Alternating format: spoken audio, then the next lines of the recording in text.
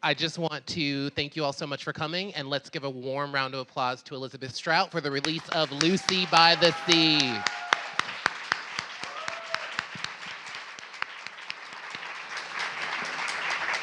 So I'm just going to warn all of you right now. Liz and I have not seen each other in a year, and we were a little giddy in the green room. So I think we're going to have fun. I think this is going to be a great event. I'm Miwa Messer. I'm the producer and host of Poured Over, and it is my very, very good fortune to be sharing a stage with Elizabeth Strout tonight. And I have to say, so in 2019, Olive Again comes out, and I remember thinking, oh man, we've run out of superlatives to describe how you write. Seriously, I really thought, and Lucy Barton was out in 16, and I was excited about that, and Anything is Possible came out. When did Anything is Possible come out? I'm not sure. Okay. But I remember thinking, oh, Olive Again, this is the bomb, this book.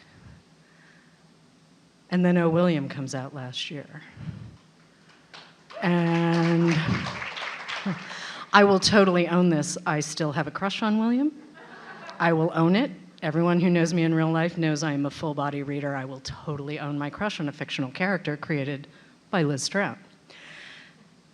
And then we get Lucy by the Sea, which has been shortlisted for the Booker. And may our British cousins choose well. May they choose well. We don't know what's going to happen. And I thought, uh-oh, she's outdone herself again. I was so impressed. And there was some squealing when I saw Lucy by the Sea announced in a preview from the publisher. This is months and months and months ago, and I was making squealing noises in the office. Apologies to all of my colleagues who had to hear that, but you have done an amazing thing with this book. And this is your pandemic novel. Lucy and William are in Maine. And before we really dive in, would you do us a favor, Liz, and tell us sort of what that Maine looks like, the house that they're in and the coast that they're on, and really what it's about? Well, it's a very different kind of Maine from the O. William book, because in O. William they were further north. Right. And that was, and they were inland, and that's got its own characteristics. And this is literally by the sea, which is a very different sort of vibe. And right. And the ocean is just there, and it's like usually making a lot of noise or doing something. And I pictured them at the end of this point, high up on sort of a cliff, mm-hmm. in a house. Mm-hmm. And there they are. There they are. And Lucy says, I didn't know what was coming, but William did. And this might be the first time that Lucy actually gives William credit for, I don't want to say being ahead of things, but knowing really where they are in the moment. Well, he was ahead of things because he was a scientist. Yeah, okay. So here they are, they're in Maine. The girls have stayed in Brooklyn and Connecticut, respectively. But Lucy and William are in a house by themselves, completely isolated. I mean, remember, none of us were going anywhere. We were not really even walking outside that much. Right, well, that's about all they can do is mm-hmm. walk. Okay. Actually. Yeah, and a lot happens on these walks, and a lot of people come into their worlds. But you literally started writing this as the pandemic was shutting us down, right? I did, because I had just finished O. William, and I honestly can't remember if I'd already turned in O. William yet, but it was just finished. Mm-hmm. And then the world just changed dramatically. And because I had just finished O. William, they were very still much in my head. I couldn't stop thinking about them, and then I realized, well, let's go. Let's mm-hmm. just take, and the fact that the reason that they go to Crosby, Maine, as opposed to another part of Maine, is because that's where Bob Burgess's ex-wife Pam Carlson, had a connection, and so it's mm-hmm. Bob Burgess is the connective tissue that gets them to Crosby, Maine, and that was really fun for me. I wasn't expecting to see Bob again. He's popped up in other, I mean, he popped up in Olive Yeah. again. He's popped up before, but you don't have to have read The Burgess Boys to appreciate Bob's presence in this book. Bob is just a really good guy. He's a really good guy. When Yeah, I did you love him. decide Bob was coming back? Well, I mean, I thought, okay, well, how are we going to get them to Crosby? And then I realized, okay, well, Bob lives there with Margaret now because they moved from Shirley Falls, so they're in Crosby. And then I remembered Pam Carlson and William had their little thing, and Pam and Bob are still friendly, blah, blah, blah. So I just figured, okay, I can get them to Crosby. And then when I wrote the first scene of Bob, standing by the car, leaning down, I realized I just love him so much. He's just such a nice fellow. And so I had him help them out increasingly. I so appreciate the kindness your characters show each other. Even when they're not necessarily making great decisions, they're still kind.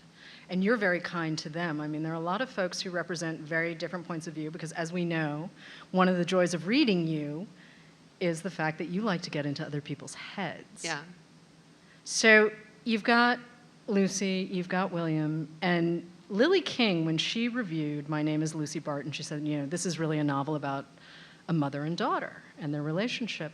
And I feel like Lucy by the Sea has become the story of Lucy and her daughters in a way that I wasn't expecting. Well, a lot happens during this year. And one of the things that happens is that her daughters become fully grown women. Like by the end of O. William, they were still bopping around Bloomingdale's with her and saying, I love you, Mommy, and they were sort of still young. But by the end of this book, they are in their lives as fully grown, young, middle-aged women. And Lucy understands that.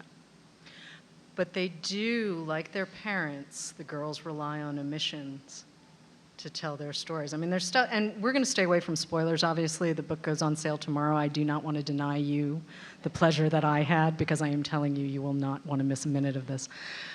But Becca and Chrissy, there's a moment where they kind of have to say to Lucy, hey, Mom, your anxiety, Yeah. we just need this to not be about you for 5 minutes. And I think that's always shocking for a parent to hear. I don't know how many other people have maybe done this with their parents, but not that I did.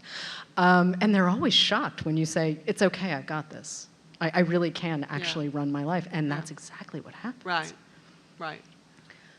Did you know that the girls were going to end up with this kind of relationship with Lucy? Because she sort of dreamed of having this kind of connection with her own children. Exactly. And I realized, I think it just sort of came to me gradually as I was just trying to put the book together and writing different scenes and just realized, this has had an enormous impact on every single person in the world, including these young women. I think of them as girls because I think of them from Lucy's point of view, that they're her girls, but they're women. And that's what I came to understand as I was writing them. And I realized, right, and Lucy is going to have to come to understand that. More than once in both O. William and Lucy by the Sea, Lucy says, I just want to be heard. I just want to be understood. And in fact, she's still picking fights with William when he's not quite listening. That Lucy way of hers. But she's not always great at listening to her own kids when they're essentially doing something similar, where they just really want to be heard as Becca and Chrissy, not as the girls, not as, they just want to be heard. Right. And here's Lucy kind of struggling. Right. Well, people do want to be heard. I think. That's my sense, is that most people want to be heard. Do you think Lucy knows how much people hear her now? I mean, she really changes in this book. She really has some moments. She grows up herself. Yeah. Yeah, she really does. And it's really fun to see. But do you think she knows now that she's being heard? That she's always sort of been heard more than she thought she was being heard? Oh, that's a really good question. I don't know. I think that's up to the readers. Yeah. You'll have your opinion. That's I fair. don't know. Sorry. That's an interesting question. I get a little too involved. She might have a little bit of a sense. Yeah. Given the kind of friendship she ends up developing with Bob, and given sort of a couple of other Hold points. on. I'm sorry. I take it back. Yes, she does. Okay. Sorry. This is my first outing with this book, so I'm not. I was thinking about William, and I was like, is this William 2.0 in this book? And I was like, no, it's William 1.5, but I think Lucy has evolved a little bit. You know how women or girls sometimes evolve a little more quickly than gents, and please don't take that beyond the spirit in which it was intended, gentlemen. But I do think that, Lucy does some things in this book that I was so pleased for her. Some questions that she ends up asking herself. And it's little things like, oh, I should have left that older man onto the grocery line. Right. Like, why didn't I do that? Or there are a couple of things I'm dancing around very specifically, and I'm really trying not to. But she does some things that I don't think Lucy, when we first meet her in My Name is Lucy Barton, ever would have been capable of thinking, let alone doing. And it's really exciting. So for you as the writer, having this freedom must be pretty exciting. Or did she just keep surprising you? She kept surprising me. I didn't set out to make her develop. Right. She just did, which was great. So Lucy's just sort of dictating her story to you. No, Mm-hmm. I don't think so. Right. I wouldn't put it that way. Why wouldn't I put it that way? Because I guess, I'm so sorry, I'm really fumbling this, you guys, but it's like I don't feel like Lucy is dictating her story to me. I feel like I am trying every second that I'm writing to be inside Lucy's head. Mm-hmm. And that's different from her dictating it to me. I concentrate as deeply as I can to think, what is it like to be Lucy right now? What is it like to see this ocean, which I've seen my entire life, and all of a sudden I'm like, this ocean through Lucy's eyes is entirely different. And that was amazing for me to experience, just as one example. So I don't feel that she's dictating to me. I feel like I am trying so hard to be inside her head. And every time I hear you say that, I think, wow, this whole Lucy Barton world started almost by accident. You attached an excerpt of something you were working on, and you sent it to your then editor by accident. I think that's right. Yeah. I love this story. I love this. The late, great Susan Campbell was your earlier editor, and Andy, we love you too, but we got to shout out Susan for a second. But you accidentally and you never do that. You never share work. I never ever share work except with my first reader, Kathy Chamberlain. But I think there were about 20 or 30 pages that got attached, because I remember thinking, how in the world, why did that happen? How did that happen? I'm not always that great with attachments and stuff like that. I'm like, but I remembered later thinking, how did that happen? And she said, you've got to write this, because I was nervous about it. Why were you nervous about it? Well, it was first person, and I haven't written in first person for many, many years, except for the prologue to the Burgess Boys, which nobody remembers anyway. So, so it was first person, and then when I decided that I would make her a writer, I thought, oh, who wants to read about a writer? Everyone. Well, I don't know, but anyway, but I finally just decided I have to go, so I did. But yeah. So, here's the thing that I love about the Lucy Barton books, and Lucy specifically too, because even though she thinks she knows everything that's going on, she's missing some of the details. Oh, yeah. Oh, Lucy's a little bit clueless in many ways. William's a little clueless. The girls are a little clueless. You'll discover what I mean. Everyone's a little clueless in their own way, I think. But you're very gentle about more than this. Others. Yeah, but you're very gentle about this. You're not poking fun at them. It's just... Oh, no. It's just how I perceive them to be.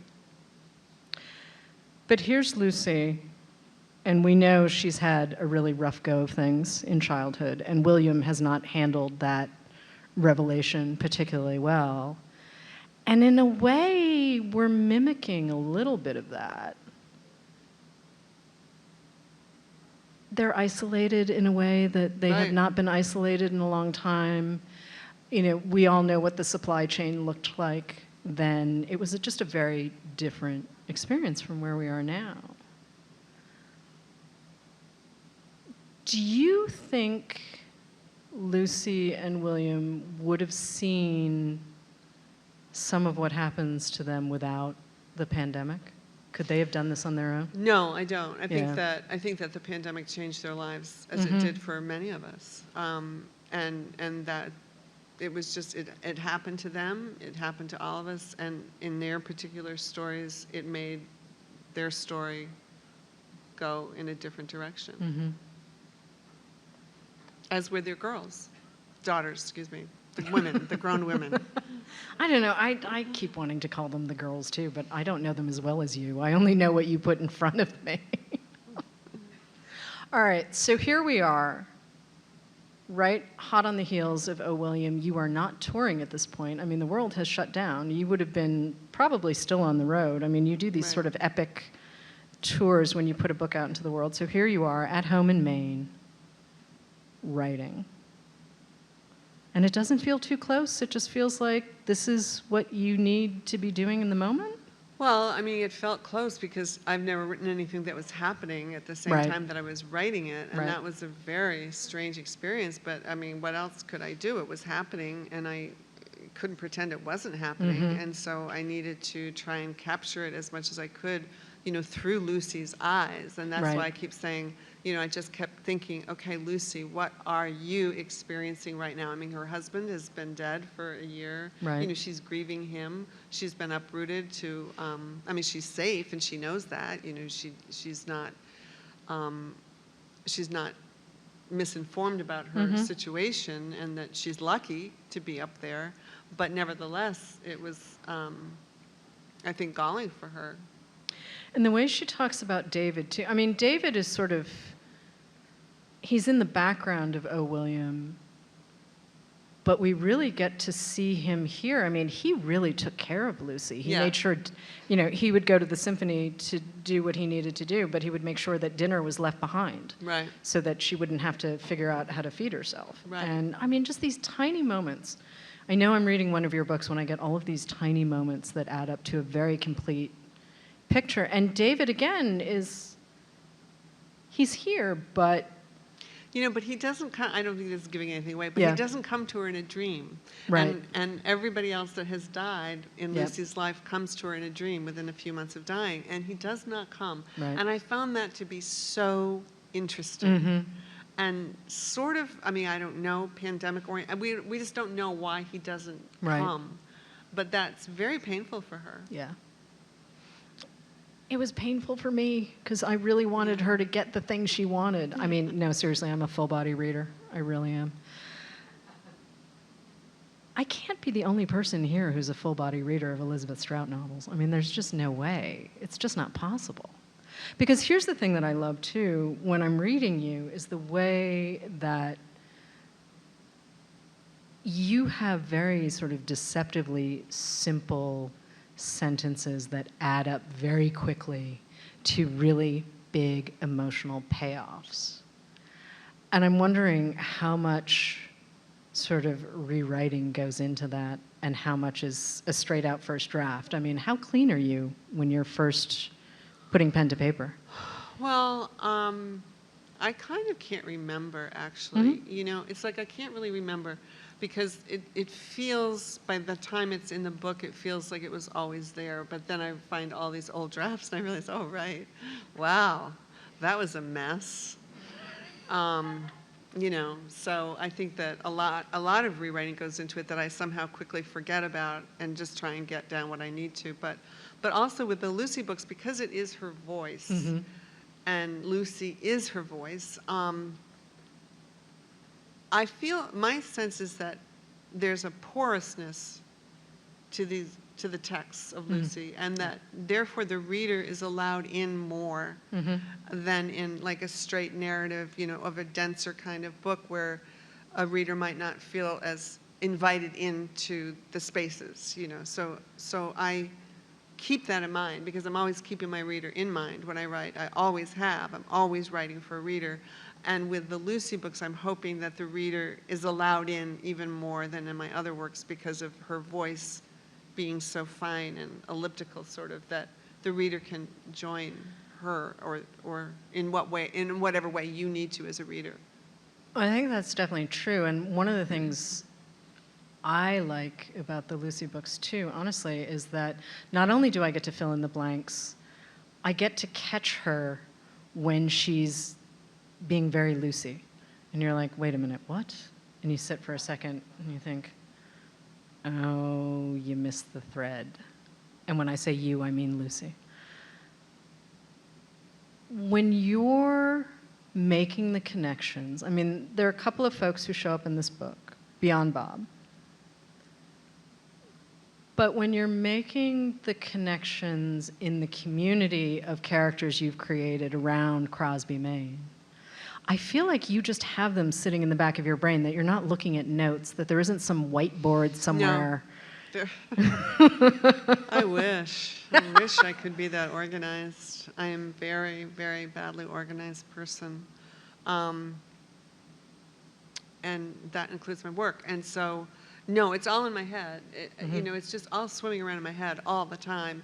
And obviously when I write these people, they stay with me because they show up again, to my surprise, but they're right there. I mean, so what can I do?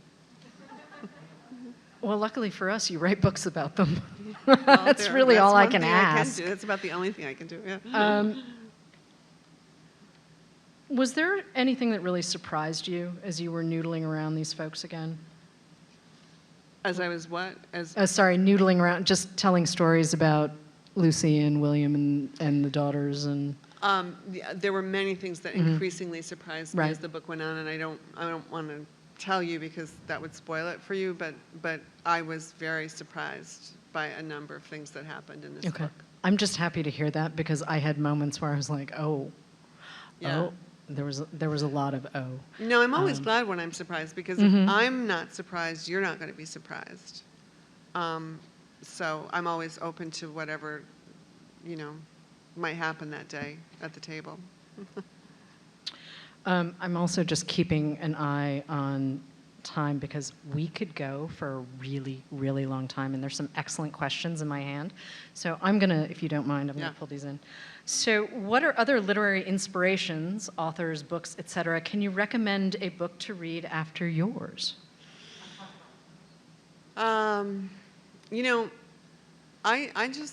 I just keep talking about William Trevor, and I talk about him because I love him so much. I just love the stories of William Trevor. I love his novels as well, but the stories of William Trevor, I have 2 copies, one upstairs and one downstairs, so that I don't have to. It's huge. I know. mean, I have a paperback. Well, I don't want to lug it up the stairs, so I Yeah. have 2 copies, one by my bed and one down. And I just continually. And during the pandemic, like almost every night, I would read one William Trevor story. I've read them for so many years, and yet they always surprise me a little bit more because there's something, I didn't realize, right, she did that, I forgot. So I find him to be a tremendously comforting writer. And as far as influences go, practically everything I've read in my entire life has, had some sort of influence on me. But I think especially the work of Alice Munro, when I discovered that years ago, I realized that she has great authority. And, I would go with her anywhere. And so that was interesting for me, and I learned from that. And, and William Trevor's tonally very different from Alice Munro. And so I sort of think of them as the bookends of my career in a way. So what did you think of the Olive Kitteridge miniseries with Frances McDormand? I thought it was great. I thought they did a wonderful, wonderful job. Okay, I'm going to hold on to those for a second. I'm coming back to all of these questions, but I'm also... How long did it take you to finish writing Lucy by the Sea, and how long does it typically take to finish writing a book? How much time do you spend on research alone? Well, only recently, have I been reminded that I've been writing faster. So I think the book took me about a little over I can't remember, maybe a year and a half to write. But that was because it was during the pandemic and there was literally nothing else to do except walk. So that was Lucy by the Sea, and also they had already been in my head, so I was familiar with them. And I wanted to say that one of the things that I was struck with as I was writing Lucy by the Sea, as I was writing the dialogue between William and Lucy, it came to me, these people know each other. Yes, they do. In a certain kind of way, and it was just interesting for me to hear it in their dialogue, that they knew each other in a particular kind of way that went even beyond the fact that they had just met when they were young, which is certainly not unimportant, but there's some strange knowledge that they have of each other that comes through the dialogue. But anyway, what was the question? So I don't know. So how much research do I do? Well, it depends on the book that I'm writing. I mean, when I wrote The Bridges Boys, I researched it for 7 years because I needed to start with the Somali culture, and I needed to start from the very beginning and understand absolutely everything I could about the Somalis. And when I wrote Abide With Me, that took me about 8 years because I had to give myself a private course in theology, basically, because all his references were going to be theological, and I had to study it. I had to learn it. So that took me a lot of time. So what was the hardest scene to write in Lucy by the Sea, and why? The hardest thing for me to write in Lucy by the Sea was to try and get the sense of time on the page, because time imploded. I mean, time just changed. Right. We all, what was a day? What was a week? What was a weekend? I mean, it just changed so completely, and I really needed to get that on the page. And that was a challenge, because when time has sort of stopped in a way and you're writing about it, you need to have a narrative thrust that goes forward for the reader. So that was a challenge, to write about the sense of time. When you started the first Lucy Barton novel, did you know there would be others? And why do you return to your characters across books? I had no idea when I wrote the first Lucy Barton book that there would be others, although I was writing at the same time Anything Is Possible. I wrote that at about the same time that I was writing My Name is Lucy Barton, just because I got interested in the characters that she and her mother were talking about. So I would scribble little scenes down around them, and then I realized by the end of My Name is Lucy Barton that I practically had another book ready. But I sort of don't think of that book as about Lucy, even though it is. But then I never thought that I would write from her point of view again. And then I did. 2 books more. So Anything Is Possible is the book that you're talking about when you say you had a pile of sketches and that became, okay. Yeah. And I mean, I love what you do in that book, though, the way you're filling in the gaps, when Lucy's mom is telling her all of the stories. And then, because that is a book where women leave. Yeah. Or they don't. Yeah, but most, even when they don't leave, they kind of do, though. Yeah. They're not fully there. And Right. Lucy stays. Lucy stays this time. I mean... Lucy stays where? In Maine. I mean, she's just, see. Well, right. it's she lets the apartment go in New York. Yeah. And I was not quite expecting that, my friend. I wasn't expecting that either. Oh, I'm glad to know I wasn't the only one. I did have a moment. I mean, Lucy Barton not in New York? No, seriously. I mean, Lucy Barton not in New York? I'm still kind of processing that. But I have another question, but I'm going to finish with the audience questions before I come back to the thing I'm desperate to ask. So this is a longer question. I'm a huge fan. After 4 years of hard work, I finished my first ever large fictional work in April of 2020. Since then, I've written a bit, but nothing has a heartbeat. Have you ever gone through a creative dry spell, and do you have any advice for a writer enduring one now? Thank you. Yeah. yes to both. I go through dry spells like every day, honestly. That's the truth. Like, I know that I've been productive in the last number of years, but that doesn't mean that I am productive on a daily level. So many, many days I write badly. And thank goodness, for me, I don't have writer's block in the sense that I can't write, but I just write badly. And I would rather write badly than not be able to write at all. So I just keep writing badly. And I'm aware that I'm writing badly. And I think, okay, tomorrow you'll write better. And maybe I will, or maybe I won't. But I do eventually write better. So I've learned to just keep going and to understand, even as I realize where's the heartbeat, that it will eventually show up because I just will keep doing it and doing it. And so my advice would be, if you can just keep putting words down, do that, and, have faith. Who's your favorite character in the book, and why? Bob Burgess. Mm-hmm. I just love him. I can't help it. He's so Bob. He's just so Bob. Okay, wait. Will you tell the audience what you told me in the green room, though, about how you knew when you saw him standing next to the car? Yeah, I think I did just tell you guys that. When I first wrote him at the beginning of the book, when he's standing next to their car, he's the one who's arranged this house for them. Like, as soon as I saw him standing there, bending down to talk to William through the car window, I realized, oh, he's so Bob. He's just so Bob. And I loved him. I always loved him, but I like him a lot now. He's also really practical. I mean, he understands that the neighbors are maybe not happy with a New Yorker in their backyard, or a pair of New Yorkers in the backyard. Yeah.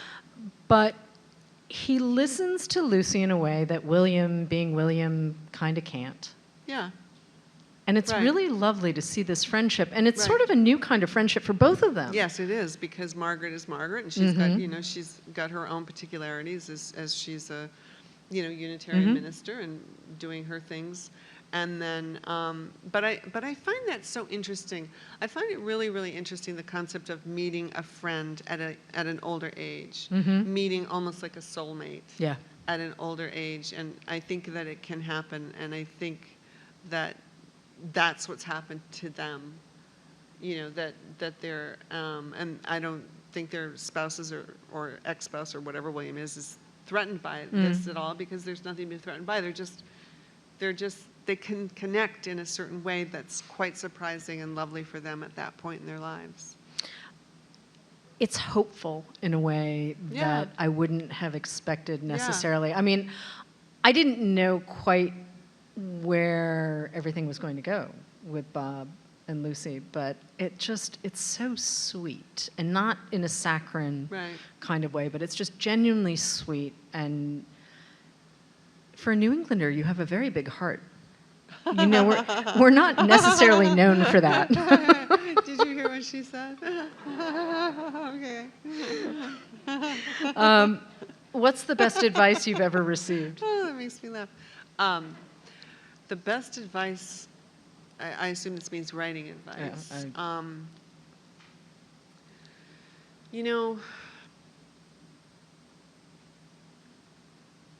Well, my first reader, Kathy, gives me good advice because she understands my sensibility. And that's a very big gift and has been an enormous gift. But in terms of my, of somebody giving me advice, honestly, I think I gave it to myself. I think I just realized I wanted to do this, I needed to do this, and I needed to figure out how to do this. And that if I just kept doing it, I understood that about myself, because people have asked me, how could you have gone through so many years of rejections and still kept at it? And I just understood from a very young age about myself that if I kept at it, I could do it. But there's this one woman, I took a semester in London, and there was one woman I think she taught medieval, I don't know what she taught, but she taught something, and she wanted to have coffee with me, and she was like a little bit, odd and older. I mean, probably much younger than I am now, but you know what I mean?